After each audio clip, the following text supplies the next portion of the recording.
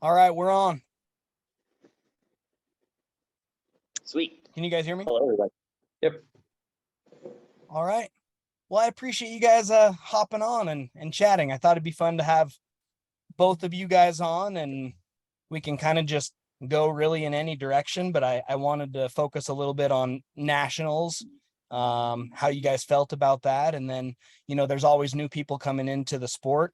It's just very young, so we can just teach and learn and listen, and you guys are the experts. I'm just the fanboy here. I am no expert ever. I in the wouldn't call sport. myself the expert. I'd ask the guy who won nationals. Like, I wouldn't even consider myself an expert. I learn something every day. So, Well, that's a theme that I've found among champions that we chat with is they aren't content where you're at, and that's a good thing. I mean, now I don't want to say not content, because you can be content and still want. So you say you're not an expert. What are you working on? it's not that I'm content. You don't know what you don't know. It's because you show up to an event, you don't know something, and you find on the fly, you find that, oh, hey, heads up, if I zero my rifle and my QD mount for my sling is touching my barrel, and then I take my QD mount, sling off, and move it, it changes my zero, and then my zero is splitting off. That's something you don't know. You can't be content with. You don't know it exists until you do it and make that mistake. It sounds like a story here. It's a personal problem. Yeah. Did that happen at nationals? No, that happened before nationals at Iowa. It was the competition before nationals. Cool. So you learn something new every time you go compete. And those are the times to learn them before you get to nationals. Yeah. It's every time I come back from an event this year, my wife would be like, well, what went wrong this time? I'm like, well, this is what I learned this time. You can't do this because it doesn't work that way. And journey a new sport, like the issue is, like, Cody and I come from a sport where the only thing I had to worry about was my body. My shoes were probably never going to break. My grips were probably never going to rip. My belt Velcro was never going to fail on me. It was just my body. And that's something that I can work in day out in the barn. But like now you go to we compete in an event where we have equipment failures or equipment constraints that we have to take care of that is more than just our physical body. And so there's a lot of issues and things that can happen that you just don't plan for. So welcome to the sport, I guess. Yeah. That's kind of the fun part about it. What, Cody, what has been your biggest equipment learning opportunity?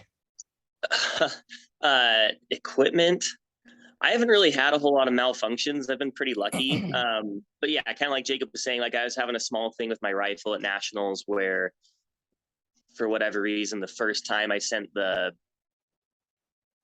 every time I racked my rifle. Yeah, like the bullet carrier group goes forward. Yeah, so I don't know. I had a little bit of that at nationals, but I've been pretty lucky so far with all the other things I've been doing. So I haven't had any catastrophic stuff happen. But yeah, it is kind of like, it's kind of a bummer, but I think there's things you can do to mitigate that, taking care of your equipment and everything. But yeah, at the end of the day, if you were to have something catastrophic happen, it's going to come. It's going to come. It's going to come. Let's see. What catastrophic That's why I'm not shooting a failures staticcado and I'm sticking to my little plastic gun. No. So my only catastrophic failure was not on a rifle. It was not on my pistol. It was on my rifle. I had a squib round. So I'll define it in just a second what that is. We're competing in Ohio this year. It was like in the summertime sometime. And I drove there and throughout the whole weekend, had a good time. Last workout comes, we had 3 rifle sequences to shoot in this final workout. It's kind of a sprint workout. And got up there, fired my first firing sequence, fired my first round of rifle, good. Second round of rifle, good. Third round, I hear a click. The rifle was something weird. And I'm like, what? I've never had a squib round in my life.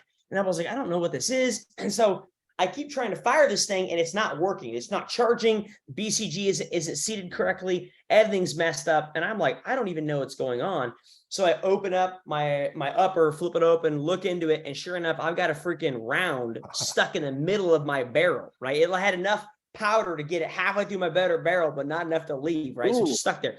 And I was like, I looked at Jake and I'm like, what do I do? He goes, you're screwed. He's like, you just pretty much just run the whole workout and don't shoot your rifle, shoot your pistol. I ran that workout as fast as I possibly could. And I skipped all my rifle. I was like, yeah, because you couldn't do anything. Yeah. So stuff like that. They actually changed the rule book since then. That way, if I have a squib round, I can borrow someone's rifle in the crowd. I would just be like, hey, Cody, what's your 0? You tell me and I'd run it. But for that competition at that point in time, the rule set said, you had to use your rifle, so you couldn't use somebody else's. So I brought a backup rifle from there on out. Because squib rounds suck.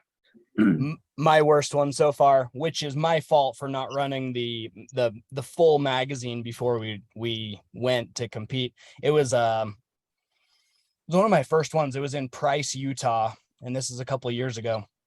Yeah, that was 2021. Okay. So that was my first one ever. Yeah, that's right. Yeah, I saw you there. Okay, so the long movement there, you load a magazine up full 30 rounds, and I believe it was 5 different stations that you shoot 6 rounds. Yep. And you had your plate carrier on, plus you had, I think it was 40 or 50 pounds in a rucksack. Yeah. I mean, and it was 2 mile run down a canyon. Yours was double that. Yep. Yeah. So first round, I shoot, and I hear, you can feel the bolt carrier group come back and go back forward. And I was like, that didn't feel right.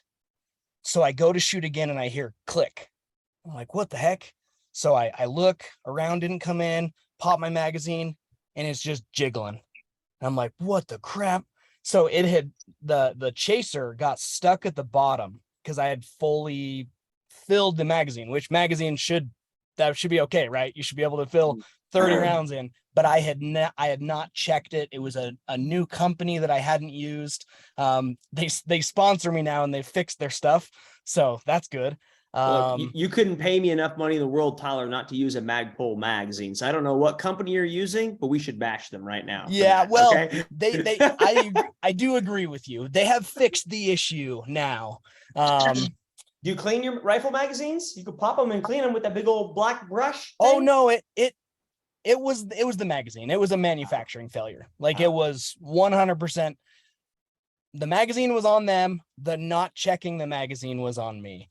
But man, and it was that first target was really far, so I missed it anyways. So, and it was 10-second penalty, so it was 300 seconds just gone. So finally, you probably got failure to engage also, so it's probably double.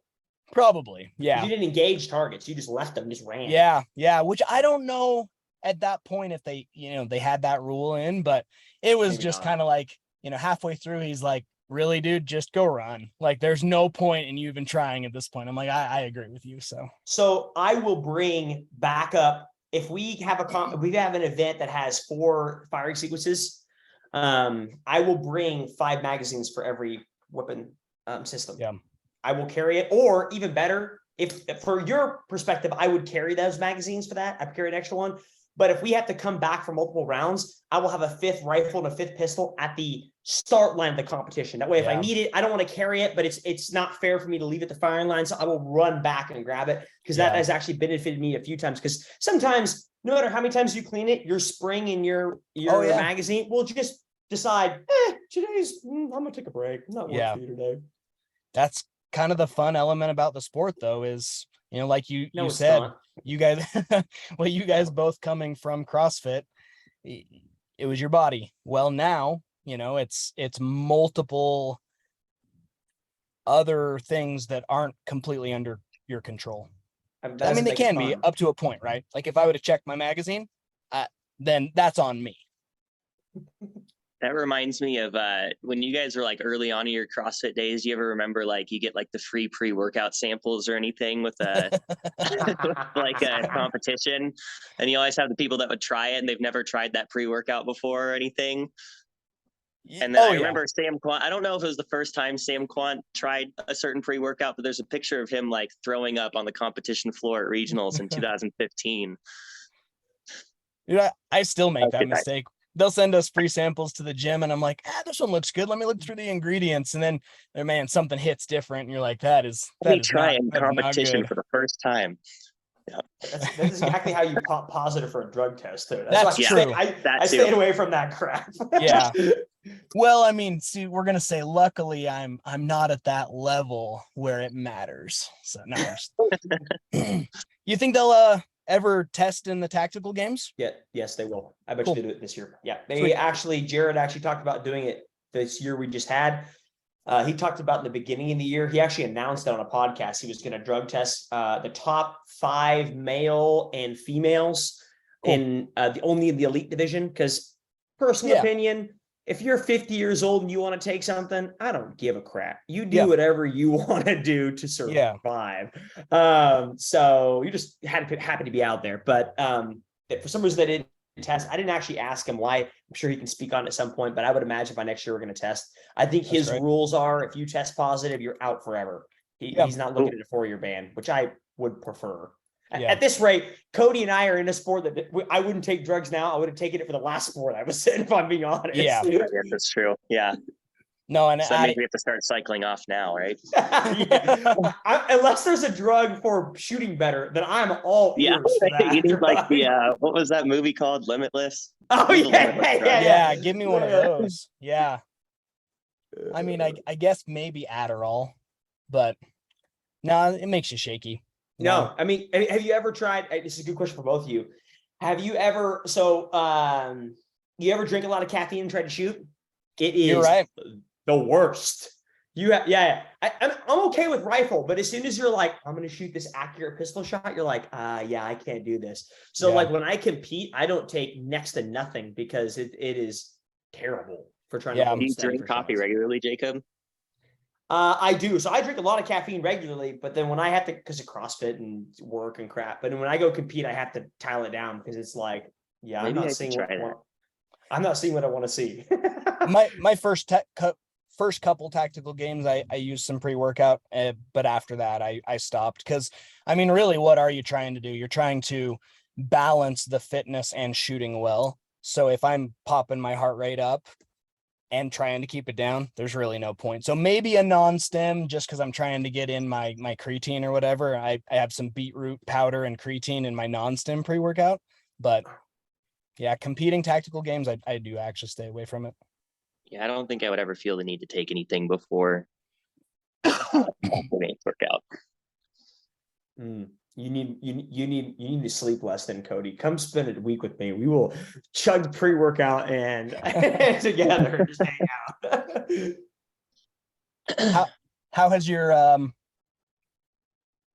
this is probably it's a super broad question, but like how have your lives changed training wise, sleep wise, everything going from CrossFit to the tactical games? Ooh. Go ahead, Cody.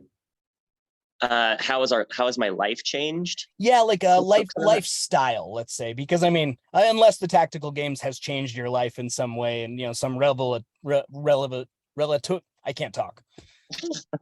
But like lifestyle, has your lifestyle changed? Changing training styles? I mean, definitely training styles. Like I still train CrossFit. Like I haven't really changed my fitness training because I think CrossFit benefits most of the stuff that we do in there. I mean, I think there's maybe a little bit less pressure on being good at like pull-ups and muscle-ups, unfortunately. But yeah, so maybe a little bit more like odd objects, sandbag and Zercher stuff. But other than that, training looks the same. But I think my life, it just changed just from like a I don't know, maybe like a values perspective. Just the last couple of years since like 2020 and everything that happened is when I kind of got interested in shooting. And, I think I shot my buddy's 9mm for the first time in this January. So I've been shooting less than a year. And so, yeah, I think in terms of lifestyle, like going out and shooting and making that a regular part of my routine and stuff, that's been a big change. And then just being more pro gun and I don't know, I won't make the conversation political, but I think, yeah, a lot of things like that have changed. I think that's good though. I mean, it's even just politics aside, it's you're becoming familiar with something that maybe part of society believes is dangerous and scary and a negative thing, but the more you're training with it, you're actually turning it into a positive, and you're showing that it can be and is a positive. So Totally. Yeah. Yeah. And I think it's brought a lot of good understanding of like, just the benefits of owning a gun, and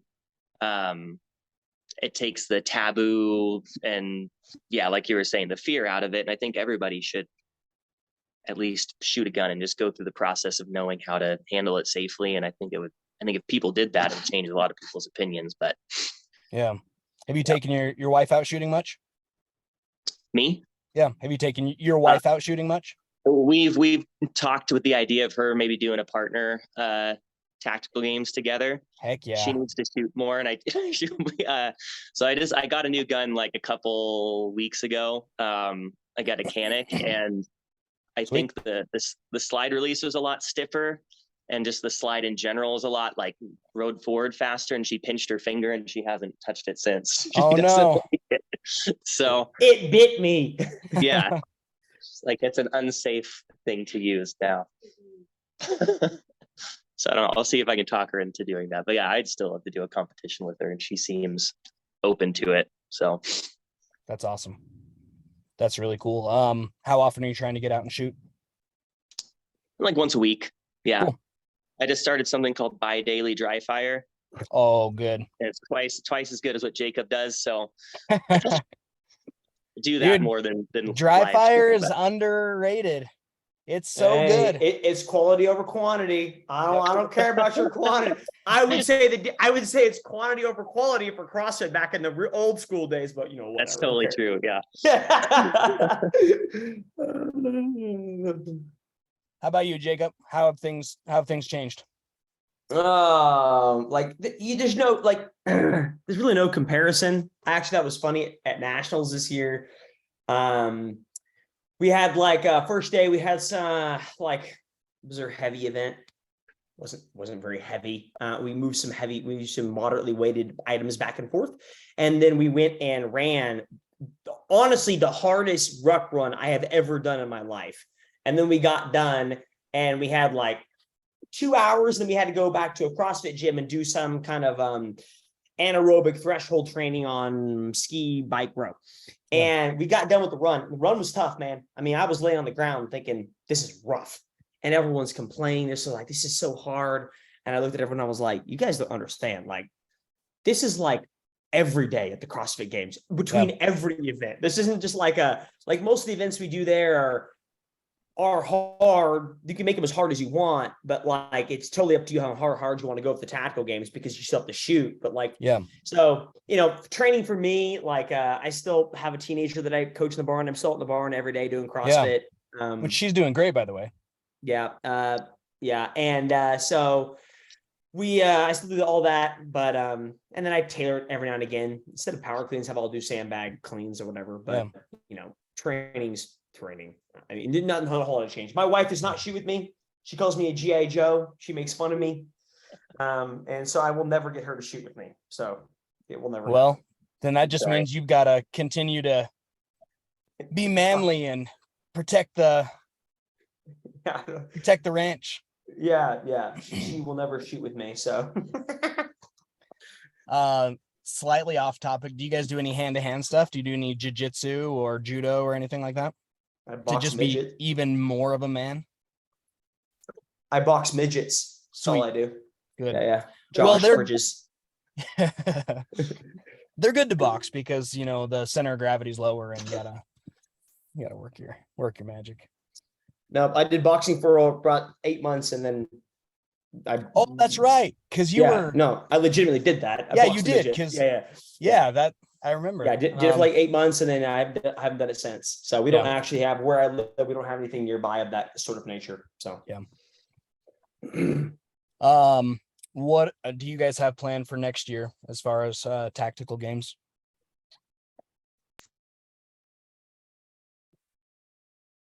Can you hear me?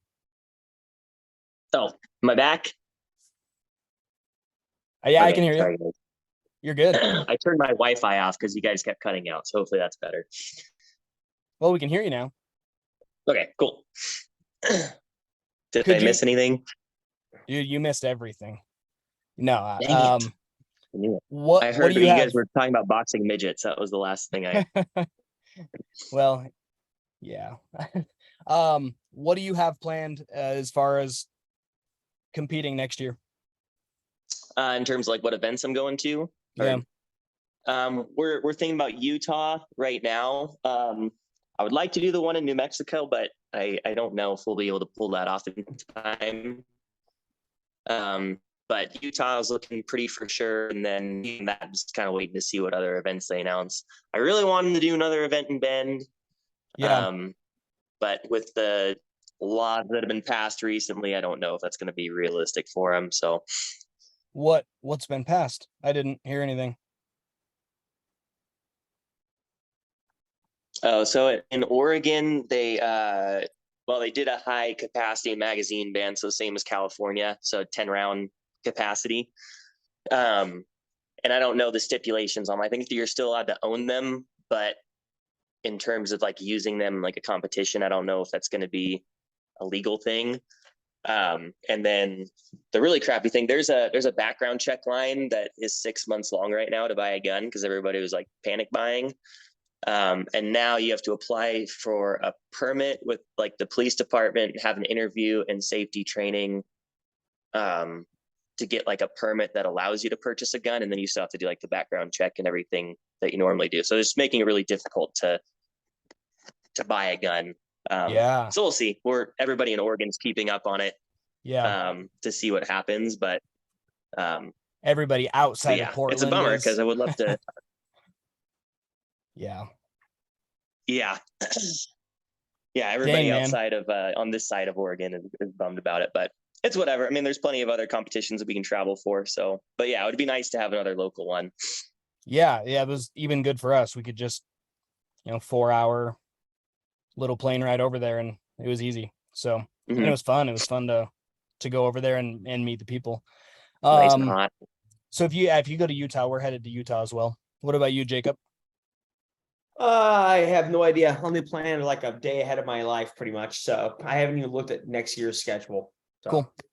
Well, yeah. you only need to go to one, so you can qualify for nationals. I don't need to go to one. They have the same rules as old school CrossFit. Okay, so Oh, you could just go to nationals next year. Yeah, I mean, essentially that's what Jared did last year. Okay. He didn't compete, and he just went straight to nationals, which is fine. So Yeah. No, well, I'll do one probably starting in April. I like to take an actual off season. I'm a fan of taking a break, and Yeah. so but no off season. yeah, no, don't get me started on that, Cody. And so, well, I'll take an actual break and then I'll start doing them in April. I do not like, I'm sorry, but fine motor skills, I need it to be warm. When it's cold, you will not catch me shooting. It's like, so. Not even that double day dry fire in the. Well, I don't have to do it in the cold. I can do that in my house. It's I'm just warm. kidding. I don't have to go outside. I'm not doing dry fire outside. It's too cold. How cold does it get there? I mean, it snows here. I mean, we'll Does get it? snow pretty soon. Oh yeah. Yeah. It's been under 30 for a while. Okay. So. Yeah. Cody and I were discussing that before we hopped on, and right now it's 18 degrees outside. Yeah, you guys are colder than us. Yeah. Yeah. You guys need to come out here, and maybe not in the winter, but come out here and enjoy some Yellowstone. Where is in the here? Tetons. Cool. Idaho. We live in Southeast Idaho, so we're like. So 40... I got an uncle and a family that live in Sun Valley out in something. Okay. Yeah, so I've been out there a few times. It's pretty. Yeah. Sun Valley's gorgeous. Yeah. So we're in between. You could say like in between Sun Valley and Jackson. Okay. Yeah. Well, I think is that Jackson Hole? Yeah. Yeah. I think my wife, I don't keep track of her very well. Pretty sure she was there like a couple months back. She went to Jackson Hole for a few days with her friends. So. Oh, cool. Is that like a really hoity-toity place for like shopping? Oh yeah. Yeah. Okay, then yeah, she was there. That's where she went. Yeah. Jackson used to be like where the millionaires went. Now Jackson's where the billionaires go. So. Well, my wife is neither a millionaire nor a billionaire, but that's where she went. So. Well, it's fun to mingle. Actually, Greg Glassman bought a house in Jackson, and some people that we know are building his deck. So it's just kind of funny because they're like, "There's this guy that I guess started CrossFit, and we're building his deck." Like that's, yeah. Do you know Greg Glassman had private security, when CrossFit got big. And one of the guys on his private security, Tim, was the guy who started Tactical Games. That's why it's very similar. Interesting. Something you That's didn't pretty know, cool. now you know. Yep, that's I why didn't it's very know that. similar. So he actually pulled Greg aside and he was like, "Hey, I want to start this thing. This is what it looks like. And I'm going to name it the Tactical Games." Is that okay? Trying to get his Yeah. blessings, like don't come sue me, because Yeah. CrossFit was notorious for that. It still is. Yeah. And that he was like, "Yeah, go do it." And so that's where it came from. That's why it looks very similar in a lot of different aspects. We have a regional that goes to a national. All those Yeah. things. That's really interesting. It's also interesting if CrossFit sues a lot of people, because Greg's pretty libertarian, and that's different. But Yeah, but is what it is. yeah, but if you got to protect your name, why wouldn't you sue them? If you're paying for your name, Oh, I no, would I absolutely agree. sue everybody who has my Yeah. name. I pay an affiliate fee every year, so I'm glad Yeah. that they keep it. You strong. want them to sue everybody. Yeah, absolutely. Yeah. Protect that $3,000 or $5,000 a year. I know, man. Yeah, we're 3, but we know some people that are grandfathered in at 500. I was like, good for you guys. I know a few of those Yeah. people. I'm like, Yeah. never change your name. Nope, never change the name. Even if you're not running a gym, keep paying that $500. Just keep it forever. Totally agree. Jacob, do you plan on competing in anything different for a while, or what do you mean? Like in shooting perspective, yes. So we got back I was in St. George, Utah, a couple weeks ago. I'm shooting in a 2-gun competition, which is rifle pistol. Yeah. I compete about every week or every 2 weeks at a local USPSA match, which is pistol only. Yeah. And so, I compete in a lot of shooting sports, and then travel for them too. And then travel for experts and learn from those people too. So, because, if you want to get better in shooting, you got to learn from the best or go compete in it. Yeah. And Tactical Games is going in the direction of more action shooting, as we can tell. Like if you look at nationals this year, we had 300 points, which I don't remember how many total points we had, but like a large percentage of the points we had was all shooting and moving, and was not stationary, prototypical, what you would call a Tactical Game stage. We shot 2 longer 2-gun stages and 1 short 2-gun stage. That was an aggregate on paper. And so you have to be good at action shooting like that, moving and shooting, if you want to be successful in the sport. So USPSA is kind of a good point. A good place for people to. Have you done one before? I've never done an actual match. We went and set some stuff up similar, but you set it up for fun for your friends. Yeah, just fun. Yeah. Oh, so you set up a match and didn't do it? What did you do that? Oh, for? no, sorry. No, but train with people who do USPSA, and is that a good way to go? I mean, like, would you recommend that to people? Absolutely. Like if you look at it, this sport is so similar to CrossFit. It's stupid, right? If I wanted to be good, CrossFit is a cross of a bunch of fitness, hence the name, right? And we have different branches of the sport that you have to be good at, right? I have to be good at rowing and swimming and lifting and blah, blah, blah, blah, and gymnastics.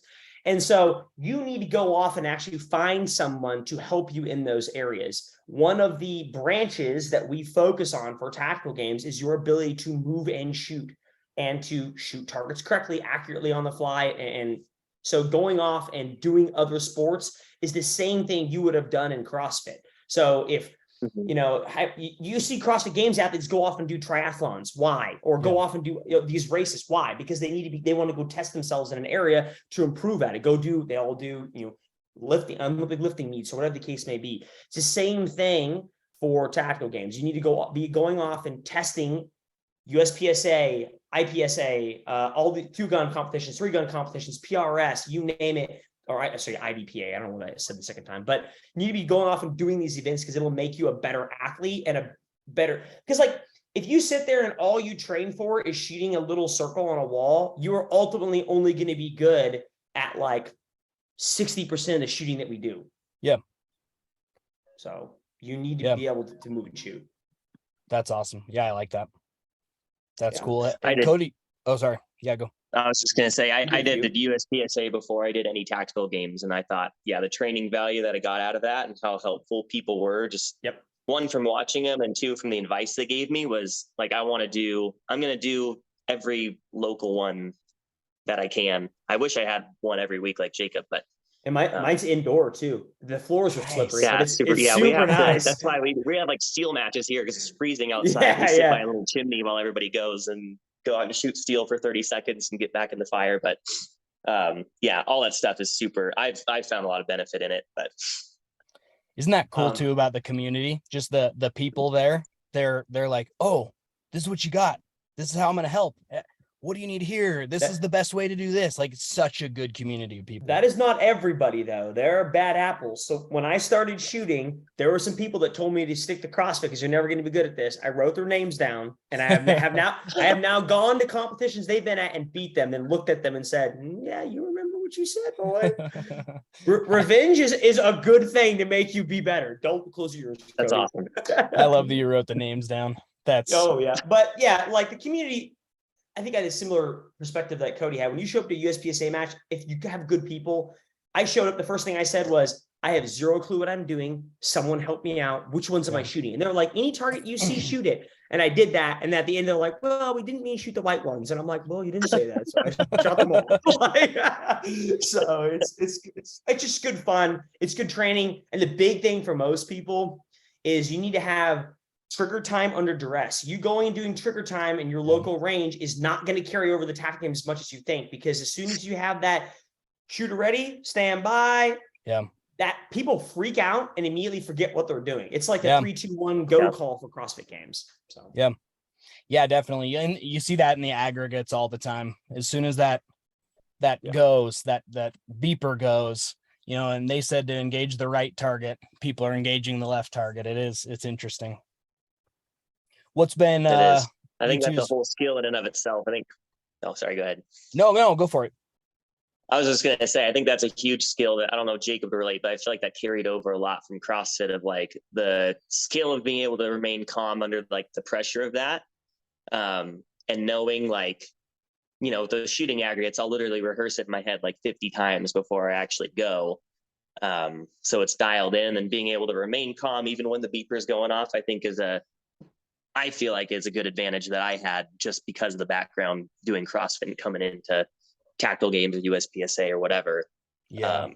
Not jumping hot out of the gate. I mean, you see that with first time, not even first time, you see it with fifth time competitors, you know, as soon as it's go, they're gone. And you're like, no, man, you're going to burn out so quick. So first event I ever went to is Price, Utah. And I talked, as I always will, I talked so much trash, good natured trash, to everyone at the top of the sport. Cause I was like, I'm going to come in and beat you guys. I was not going to do that, but I was A-okay losing. And so they put me in a lane next to Jared Halbert, who essentially won that year. Just a freak of a shooter. And they put me in a lane next to him, and Jared will tell a story now, which is really funny. But the first stage we did, where we were in lanes next to each other, he gets to the firing line. We get the firing line about the same time. He stands there and waits for me. Okay. He lets me load my gun. He looks at me and watches me as I'm shooting. And I start shooting. And then he loads his pistol and starts shooting like about 3 times as fast, just to get in my head. So I started shooting faster. And then he slowed down the rest of the competition and kept shooting slow. And I kept shooting the same speed and missed everything. Because it was like, he just straight got in my head. We laughed. Since then, we've always laughed about it. But yeah, it's the same thing. You gotta slow down and take your time. Yeah. And that really is probably for beginners, like the number one thing is you got to place your shots. If you're not placing your shots, you're not going to win, or not even going to do well. Like, you've got to be placing those shots. Every shot you miss can be, 10 seconds. That's binary, right? What does place your shots mean to you? Well, I'm talking actually getting them where you're supposed to get them. Well, so 100% accuracy? Well, you should be working towards it. But what is, but you have to understand, like, you're playing this sport is a very strategy game. If I shoot 100%, Tyler, that is stupid. That is stupid to shoot 100%. Because what does that mean to you? That means you went too slow. I should be shooting like 80 to 85%. I should be shooting as fast as I can to get 80, 85%. Because if I'm shooting slow and getting 100%, why didn't I go? If I'm putting a hole this size in my target, I'm doing it wrong. I should be only getting it in the target, and I should be shooting less than 100%, because that means I'm going too slow. Yeah, So, I like, can see what getting you're your saying. shots is. Yeah. Yeah, I see what you're saying there. Is that also because your fitness level's at a point where Any fitness level doesn't matter, doesn't depend on your fitness level, right? Like, well, I because you're will only much I will fitter only than work out at 85% to 75% capacity unless you let me go and there's no shooting. Like, example for Cody, when we did that 12-minute AMRAP with the wall jump overs and the Husafell stone carry, at that point you just go. There's no shooting, so who cares? But like, if I have fitness involved and shooting, I will only work out at like 85% capacity, because I have to shoot the same capacity down there. Because if I work out really slow and shoot 100% capacity, well, guess what? I lost, because my time is now 3 minutes behind everybody else. But oh, by the way, you get a star for 100%. No one cares. I get what you're saying there. Yeah. It's a weighing game of, and then that changes from stage to stage and target to target. Yeah. Well, and our abilities, yours and I's and Cody's, like, I'm putting you and Cody on the same plane versus mine. Why is your different than mine though? I'm talking fitness ability. We know, but why does our plans approaching a stage differ? I don't know. When I started slowing down and really focusing on accuracy, I just started placing way better. You know, when I was trying to just go fast and like do the fitness fast and shoot quick because I was worried about my time, I just did much worse. Now that I like slow down. That's the same thing for me. So I'm confused. We might be saying there's no difference. Yeah, we might be saying the same thing. Yeah. There's no difference here. Like, you and I approach workouts the same way. If I go fast, I will drop shots. If you go fast, you will drop shots. If I go super, super slow to get 100% accuracy, I will lose. Same thing for you. There's no difference on your fitness level for there. Yeah. Yeah, that makes sense. I see what you're saying. Do you guys think there's strategy based on the workout? Like, I'm thinking like the one in Bend where I think it was my best placing event, because like I knew as a new shooter I was going to be inaccurate, but I could do a bazillion burpees. And so I tried to shoot faster so that I could do more burpees. And I don't think I've done enough competitions really to know, but do you think there's depending on the event, a threshold, and like where you like maybe push the fitness more or not push the shooting more, but take your time on the shooting more? So go ahead, Tyler. Go ahead. Well, that's how I feel. I feel because my shooting ability is much better than my fitness ability. If I actually take my time, and when I say play shots, you know, just trying to be as accurate as I can be, I just started placing in the rankings better, because then I wasn't getting those missed shots, which added to my time. And there are different workouts where I know, you know, maybe it's a farmer carry where I know I can do that fairly well without taxing myself too much to still go and shoot accurately. That I'll go faster in the fitness portion, knowing that I can still go and shoot. Mm-hmm. Your speed and how you approach a workout, everything that you do in the workout only depends on what you see downrange. That's it. So if I have a humongous freaking square for a rifle at 30 yards, I am going to blow and go on the whole. So I mean, I'm trying to think of events that we've gone to together. Anyone go to Iowa this year? You didn't, Cody. Tyler, did you go to Iowa? Okay, never mind. So what you see downrange should stipulate your speed throughout the whole competition. So if I see downrange that I am shooting easy freaking targets, then it's going to be a sprint. I don't care what the fitness is. It's going to be a sprint. I'm trying to think of a good example of what we did this year that was close to that, but there really wasn't. But now, if I'm shooting targets that are much harder, it's a scale. If I'm shooting targets that are much harder, I will slow down. Now, if I'm shooting targets that are too hard, it actually flips. It's an inflection point, and now I will go ultimately faster than fitness, because I know that no one will make those shots. Point in fact, in nationals in 2021, I didn't do it, but I learned because I watched someone do it, is we had a single-handed stage reshot pistol, single-handed. It's like 12, 13 yards on the freaking smallest targets you've ever seen. Some of us tried and sucked.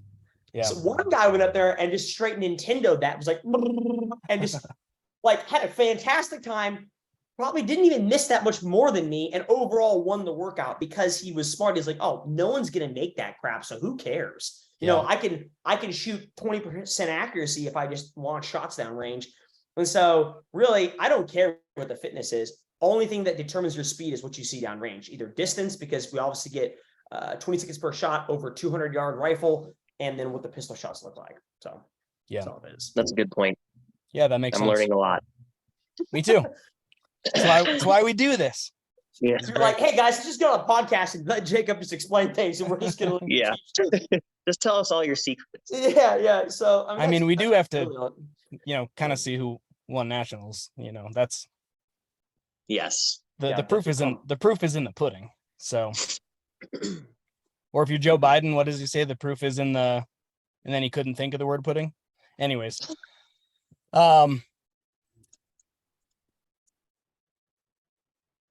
yeah. What nuggets? I actually think the slowing down is a huge nugget for people to take. Someone who's never done a tactical games, just the idea of, when that buzzer goes, you don't have to blow hot out of the gate. That's a really good nugget. What are a couple other pieces of advice that you guys would give someone that's getting into the sport?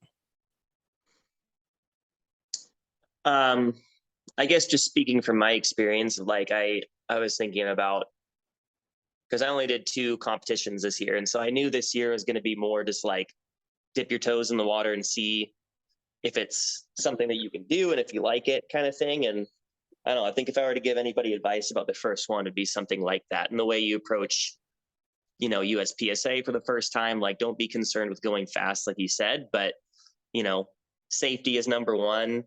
I didn't want to be that stupid guy that like ended up doing something wrong with safety procedures and then ended up getting disqualified.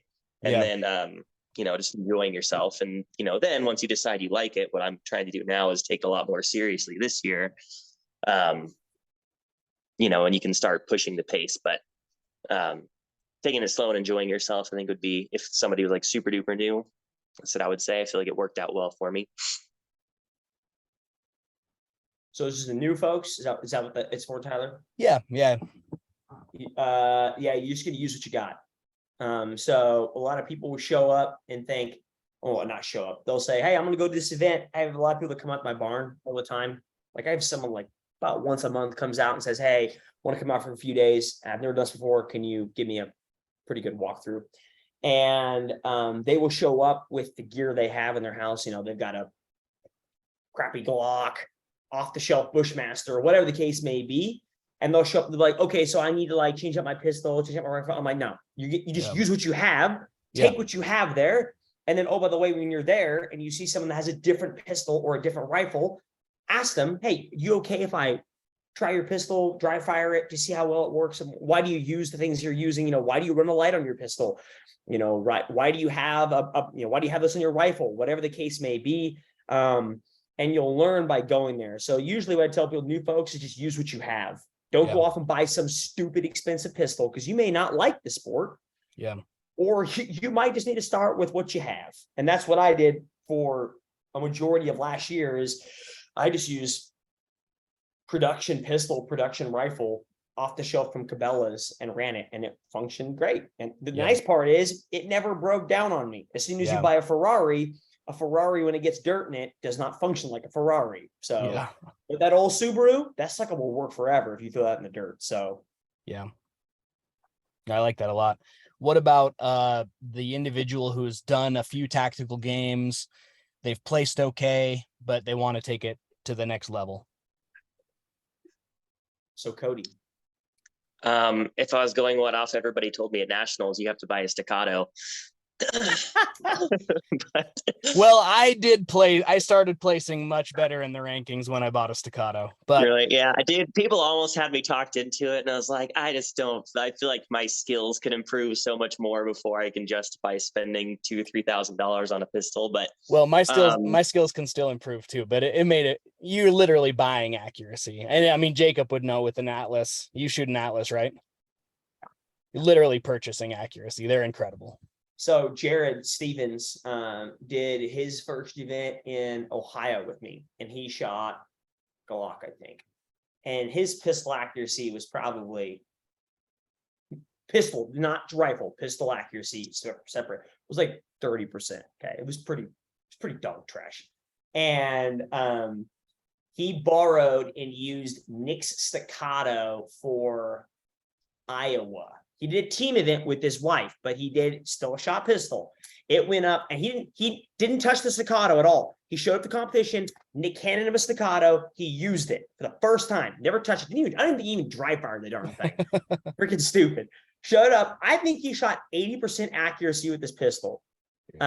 So I say use what you have. It's not a pay to play. Your skills are important, but yes, using an Atlas, using any good 2011 worth its grain of salt is going to be fan-freaking-tastic. When you want to buy a 2011, call me, Cody. I have a 2011 I can sell you. Okay. I have an Atlas that you can buy off me. I'll kiss it before I send it to you. I'll bless it. No, they're sweet. They're sweet guns. But I agree with you. People need to learn as you go. Definitely don't throw a bunch of money into the sport before you even know. And I've learned something from every single tactical games that I've gone to. I've changed things up several times, but I went the first time with what I had and the cheap belt from Amazon, and it was all good. You learn from it. I mean, point in fact, who's the guy who's won more tactical games events than any of us ever? Jared. Was Jared run for a belt? Pretty sure if you look at Jared, he runs a freaking like belt you'd wear to church. Like it's just a regular belt. Like there's nothing. So like it's the point. If the guy at the top of the sport who's always been good at it and is still good at it runs just regular gear, you're fine. You can do the same thing. You don't need something really ultra crazy. Yeah. So I guess back to that question though, Cody. Other than buying an Atlas sorry, I or a gave you a staccato, sarcastic answer. I loved it because it's a good conversation. Like they are great. They're fantastic. They're accurate. You don't need them. Like I have a buddy, Matt Bitter. He won the intermediate at Bend, and he won it with his Glock 19. And so it's doable, and he's a great shot, and he's put a lot of time and effort into shooting that Glock 19 very accurately. Dude, what is it? A stock Glock 19? Dude, yeah, he's really good. Is it a stock Glock 19? No, it is stock. He didn't change the trigger. It's on an aftermarket trigger. Not on that one. He's changed some stuff now, but that one was stock, ready to go. Yeah. So yeah, like if you gave some of these guys like Jared a Glock or a regular crappy pistol, they would still outshoot us. Yeah, doesn't really matter. Yeah, they shoot a little bit worse, but they'd still beat us. Exactly. Yeah, I follow a lot of enduro dirt bike, like hard enduro stuff, and there are guys at the top of the game that are like, give me any dirt bike, just give me a dirt bike and I want to show you what I can do, and they'll still go win on any dirt bike. It's skill. Like take your time with your Glock 19 and learn how to shoot it. But sorry, Cody, cut you off again. Someone who wants to take it, they've won or they've done some tactical games. They're middle of the pack, but now they've decided like, hey, I want to make the podium, whether that's, take me through it. What would they do? What do they need to do? Yeah. I think Jacob's probably got more advice for this than I do, because I'm kind of in that situation of like, I've decided, okay, I want this to be my sport. And so I'm living it right now. But this is me giving advice to Cody. Is that what it is now? Yeah, that's my counseling session. But yeah, I don't know. My plan is to do, like we were talking about earlier, a lot of USPSA, a lot of 2-gun if I can, since that's where I'm deficient, and, keep training CrossFit. And I think, the fitness side of things, it would depend too, of like, if you're not in a CrossFit gym or something, or you're not having somebody look at your movement, that would probably be beneficial too. But yeah, focus on your fitness and then try to get as much shooting experience possible is my plan.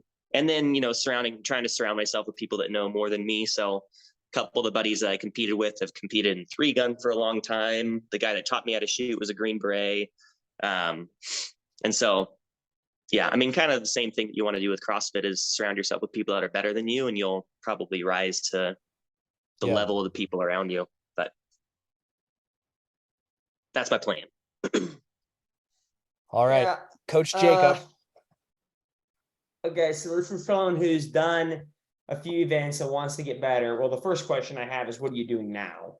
Like, I can't tell you what to do if I don't know what you're doing now. If you're doing all the things right now, if you're doing all the things correct now, then my question would be, well, why are you failing when you go there? Maybe you're just not it's an unteachable concept, but maybe you're just not a person who performs on game day. There are some people who perform, there are some people who do not, who crack under pressure. And so if you are someone who's not doing everything, or you're just kind of like floundering around, it really is two different routes. One route is, because we have two different kind of people in the sport. We have people who are sometimes better at fitness, and sucky at shooting. That's pretty much us in this group. You have the other folks who are great at shooting and suck at fitness. Personal opinion, I think it is easier to learn shooting than it is to learn fitness. You can fight me if you don't want to agree with on that, but I've boxed a small 5-foot man, so I'm good at it now. And so the best way, because people don't have the ability to go to a range every week. You don't have to. All you literally got to do, you see my freaking little pink thing on the wall? Got a few of them. Is there more over there? I don't know. All you need is like freaking post-it notes on a wall and just set aside 10 minutes in dry fire. That's all you need to do. You'll be so good at it. Now, you have to understand, assuming this person has been to many events, they have to understand how to dry fire correctly, because just going up and pulling a trigger on target will help, but it will not ultimately help for the sport you are in. And the speeds and changes as we do different things. So in 2022, we shot a lot of pistol from barrier. I don't necessarily agree with that, because I wouldn't probably shoot from a barrier using a pistol, if I'm being honest. Yeah, there was a lot of pistol from barrier. I mean, here's my question. What pistol did we not shoot from barrier? I think the only thing was a shooting aggregate, right? Yeah. So yeah, I'm thinking in Phoenix. Or a tank trap too. I remember shooting from a tank trap. A barrier is still a barrier. Is a Same tank trap, anything. That's a barrier. Yeah, in Phoenix, just right before the long run, but that's it. Yeah, shooting those metal targets. This year? That was in Bend, I think, Tyler. Oh, was that Bend? Okay. Because I did. I remember doing that. Okay. No, we have never. No. Yeah. Anytime. Let me ask you a better question. We have always shot pistol from a barrier this year if we are shooting paper. If you are shooting an aggregate, we did not. If you were shooting steel, we did not. We did not shoot. I don't think we've ever shot using a barrier on steel using pistol. Rifle, absolutely. Yeah. But the point of the fact is, if you are only getting trigger control, it's great on a piece of paper, standing up, single hand, both hand, whatever. But shooting from a barrier is going to be this key separator, assuming they continue to do that. And most people will come back and say, well, Jacob, I don't have a tank trap in my living room, or I don't have a VTAC. Well, neither do I. Yeah. So a windowsill, a door frame, your refrigerator, your couch, your dog, your chair, honestly, the best thing I usually tell people is grab a high top chair. That's a great freaking barrier to shoot from. Yeah. You can literally use anything in your house. And it's just, you have options to shoot from barriers in your house. You just don't have to use them. And take 30 minutes, and I built one and posted it online. Everyone's like, hey, but not everyone has a place to store that. That's my point. Okay, that's true. But there were like 10 people that now have them, because it was like, you can do this. You can go, They're very easy. You can build, but that's my point. Like, if you want to go to the next level, you're just literally spending time dry firing. Now, if you're great at the shooting and you suck at the fitness, that's a whole different ball game. Yeah. But yeah, you're just dry firing. That's awesome. Yeah. Okay. Well, I'm going to dry fire more then. Well, and to clarify, this isn't do fitness for fitness sake because you want to go to the CrossFit Games. Yeah. This is dry firing with a purpose because you have a purpose driven behind it.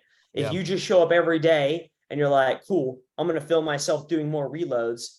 Great. You're great at when you reload your pistol in an aggregate. What percent of points is that? Maybe 2 points out of the whole freaking weekend. Exactly. So you might as well spend time practicing the things you're actually going to have to work on. It's not moving fast. It's not speed. It's not reloading. It's shooting slowly, shooting accurately, sight control, trigger squeeze, and then using a barrier and being able to press against it and know how to function with the pressure. And then rifle on a barrier is freaking simple. The pistol, it sucks. Yeah. Yeah, it was interesting to shoot a pistol off of a barrier. I actually was shooting pretty good off of a barrier, so I was like, hey, I'm okay with this. But you got to practice everything too, you know. What is shoot good? Well, good question. It would depend on the See, event. how do you know you're not even giving me numbers? What is shoot good? What's pistol shooting good? I'll be honest, you throw out percentages, and I need to be better at that. You know, you seem pretty analytical, like, hey, this is my percentage, this is what I was shooting. I'm not doing that. So I'm just giving a very general, like, hey, I did pretty good. If you shot 10 shots, if you shot 10 shots on target, 8 out of 10? Oh yeah, I'm okay. Yeah, 7 or 8. Yeah. Yeah, that's good. But I'm not consciously thinking percentages. So I like that you are doing that. That's something I can take away from this is, you know, actually take my papers or take the pictures that I took of my papers. What percentage accuracy was I shooting? I have a binder.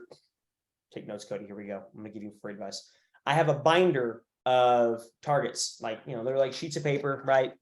I'll like get a stencil, draw a target with a Sharpie on there, go to UPS, print off like 500 of them. They'll probably think I'm a sociopath, and then put them in a binder.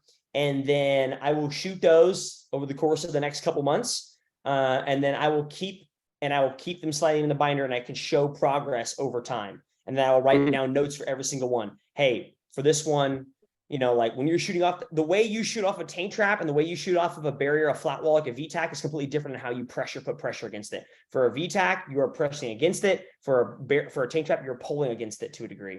And so there are different ways to approach it. So you put notes on your paper. You say, hey, here's my target. So here's your target with your little holes. You score it and you say, hey, for this target, I tried to pull against it or to push against it. And then, oh, by the way, for this 10-shot sequence that I shot on each target, this is how long it took me. And then I take those times and figure out, okay, I can shoot a 10-shot sequence at an 80% accuracy in 36 seconds, given whatever the barrier looks like. And so those are things you have to know that when you get there, you'd be like, that firing sequence is going to take me a minute and a half because I know how long it takes me to shoot 10 shots, rifle and pistol, and then different positions. And then like the other big thing is we do a lot of barrier work. I have a barrier on my property. Let me clarify. A VTAC board. You know what a VTAC board is? Okay. I have a VTAC board on my property that I built. Every port on that VTAC board has a number. There's 22 positions on that VTAC board. I also broke down positions on the wall that go straight down. I broke down positions on the wall, feeling like this is a standing position, this is a kneeling, this is a seated position. So I break down every position. And for dry fire, I'll go in there and say, hey, today I'm going to work. When we shoot from different ports usually, right? It's like, hey, shoot 3 shots from this port, 3 from here, 3 from there, right? So you can go in there, get a random number generator on Google, and then say, hey, today I'm going to shoot 1 sequence from this board today. I'm going to practice it over and over and over again. And I will get on Google and say, generate me 3 numbers between 1 and 22. It'll give me 3 numbers. And those are the 3 port numbers. That is it. The firing sequence I will practice that day. So it might be like, hey, we're going to shoot position 7, position 3, position 21. And I'm going to work rifle and pistol from those 3 positions. Because if I can randomize it when we get there, most of the time they're randomized there. So I can work sequences that we can practice there. So kind of reading between the lines also, you are actively searching for your weaknesses and then crushing them. Correct? Yeah. Like, how do you get better? But I mean, that to some people might be like, well, that's a revelation because if they're Cody good at one thing. So if Cody spent his whole life, Cody spent his whole life for CrossFit Games only practicing muscle ups and pull ups, he probably at the end of the day be like, man, I'm freaking amazing at muscle ups and pull ups. And he feels so good about himself, right? And then he would go to a competition and find out, hey, we have to do something different, run or whatever. And he's like, man, I suck now. But he felt great during the year. So like the question that comes down to the athlete is, would you rather feel crappy at the end of the day because, man, today sucked because I sucked at it, but then feel good at a competition? Or would you rather feel good every day, but crappy at a competition? Well, what really matters? I don't know. You tell me. No, I'm with you on that. I think the answer from the general population might surprise us, though. People want to feel good as much as possible. So that's why in this day and age, it's very easy to be successful because so many people are lazy. Yeah. So that is a good point. We put on- needs to be There's put on a yeah, t-shirt. there's my quote for the day. I mean, I like it. look at the world. Like, if you have a modicum of the ability to work, just a small amount of ability to actually work hard, you can make money doing anything this day and age. Literally. Anything. You Yep. want to put up feet pictures? Cool. You can make money. Like, I mean, like, the possibilities are endless. I got on the, you know, the in-body, like an in-body body composition deal. I got on it. Yeah. I got on it today, and one of our coaches was like, you have pretty nice ankles. And I was like, that's my OnlyFans account. It's going to be ankles down. It's the backup plan. OnlyFans / ankles down. That's me. That's my next moneymaker. Not a bad idea. Sadly, like you said, you put some work into that in this day and age. It's like you probably would make some money doing that. Dudes, I really appreciate it. I know that a lot of people look up to you guys in the CrossFit world and now in the tactical games world, and just from my standpoint, just keep doing what you're doing, and preaching the good word and helping people out. In speaking of success, I mean, to me, that is success. That you guys are out helping people, even though that might not be your goal. Your goal might not be, hey, I'm going to go compete in the tactical games and help a million people, but you are doing that in turn. But the thing is this, think about from this perspective, because it benefits you, right? Like, if you would ask Cody and me, Cody, would you have loved to have joined CrossFit back in 2008 when it was new?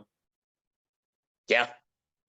Yeah. Everyone who's worth their grain of salt would say the same thing, because, man, how cool would it be to be the ground level of a growing sport? That's exactly what we are doing here. So if I can be a person to help this sport grow, and to become something, I don't know if it'll ever become CrossFit Games level, but to become something bigger, why wouldn't you want to be involved in that? Yeah. Well, that's why I do it, is because I don't have to qualify right now. I can just sign up. So I will always be a tactical games athlete. No, I'm messing with you, but no, I completely agree. And it's an incredible sport. And so I really appreciate what you guys are doing, and that you're willing to put yourselves out there and help people with it.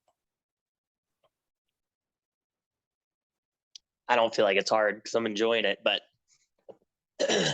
yeah, like Jacob said, it's cool to be at the ground level, kind of getting involved with it. It's cool. Well, anything we can do for you guys?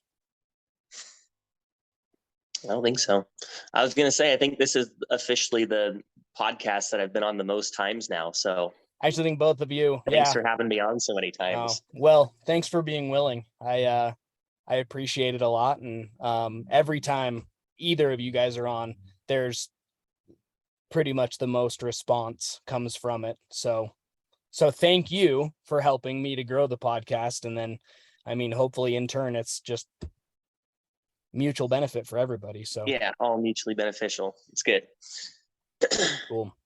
All right, guys. Hey, I really appreciate it. And reach out if you ever need anything. See you guys. Sounds good. Good to talk to you guys. Yeah. Hey, are you recording? Yeah. Stop recording. I have a question to ask Cody. Oh yeah, for sure. 1 second.